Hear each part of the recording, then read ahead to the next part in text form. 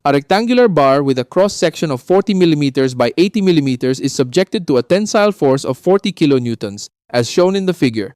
Plane AA is inclined at an angle of 30 degrees to the x-axis. Number 1. How much is the normal stress in plane AA? Number 2. How much is the shear stress in plane AA? Number 3. If theta equals 45 degrees, find the maximum P based on an allowable shear stress of 8.7 megapascals. Okay, so kung puputulin natin to, magkakaroon to ng internal stresses.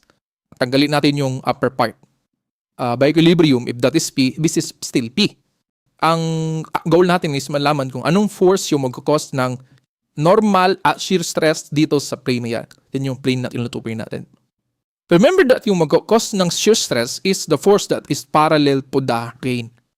So, hindi po ito yung magkakos ng shear stress. Dapat component pa natin yan that's parallel to the plane that will cause the shear, and yung mag-cause naman ng normal stress is the force that is perpendicular or normal to the plane.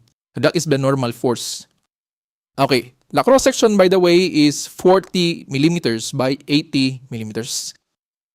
Now, kung titingnan natin to sa plane dito sa front view, let's say this is the front view, ito yung makikita natin. Okay, this is the Engr theta, or this problem theta is 30 degrees. So, this is 80 millimeters. Anyway, yung concern natin is malaman kung sinong force or anong force magkakos ng normal as shear. Ito yung original force na natin.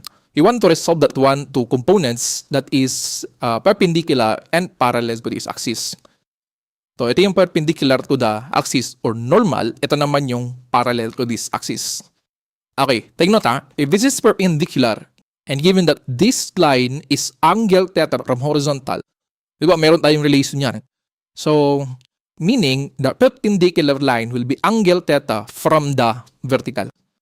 Okay, with that, since nasa kanya yung theta, yan yung P cosine of theta. Wala sa kanya si theta, that will be the E sine of theta. Ngayon, ang area na kinukonsider natin dito is this area, itong yellow shaded area. Oh, meaning, the area will be this length times this one. There's no problem, that's 40 millimeters. Ito yung kailangan natin. What is the dimension of the inclined line? Oh, this is the right triangle. Meaning, that is theta. And this is through cosine, that will be 80 over cosine of theta. Diba? Kung right triangle tayo, cosine of theta is equal to adjacent, which is AP, over the hypotenuse. Let's say ito yung hypotenuse. So, kung cross multiply natin, H is equal to 80 over cosine of theta. So, babalik lang po tayo sa basic formula na force over area.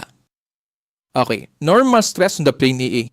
What is the force that causes a normal stress?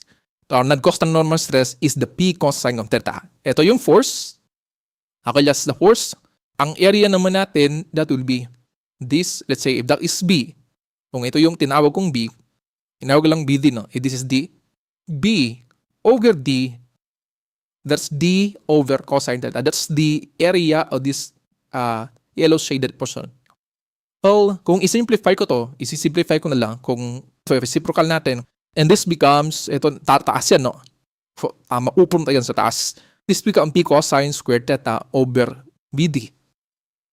Yung iba, may memorize to. Pero for me, no, this is just simply force over area. Basta, intindihin mo lang anong force yung nagkakos ng normal at nagkakos ng shear. Anyway, if P is 40, so 40,000 newtons, theta is 30 degrees, BD, ito yung B, ito yung D, you'll get 9.375 megapascal. Okay, shear stress, ganun pa rin, force over area. Ang nampas ng force natin, natas ng shear just sa rig, is itong P sine of theta. P sine theta, that's the force that causes shear. Ang area, same area pa rin. Kung ano yung area dito sa normal, ganun pa rin yung area na yan. BD over cosine of theta. Okay, so pwede natin i-simplify. Ito, tataas yan, mareciprokan. So that becomes P sine theta o sine theta over DD. Okay, so you can now substitute the value. P is 40,000 newtons. Sine theta, that is 30. VD is 40 by 80. You have 5.413 megapascal. Dapat naka-newtons yung force mo, no? Then naka-mm yung mga dimension. so that the resulting net will be megapascal. If theta is 45 degrees, find the maximum P, ano si P, based on an allowable shear stress of 8.7 megapascal. So, base sa shear stress, dapat ang shear stress daw di lalagpas ng 8.7. Ito yung dadamitin natin.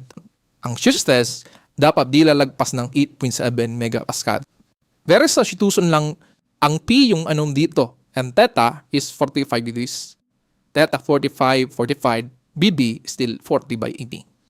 Bring down 8.7. With this, makukuha mo yung P, and you'll get here, maximum P. P will be 55.68 kilonewtons. So, dapat di lalagtas based sa inequality, hindi siya dapat lalampas. Ang titiliin natin is the nearest rounded down. Ang lumagpas dyan, then multi-fail siya. So, nearest rounded down value would be 55 MPa.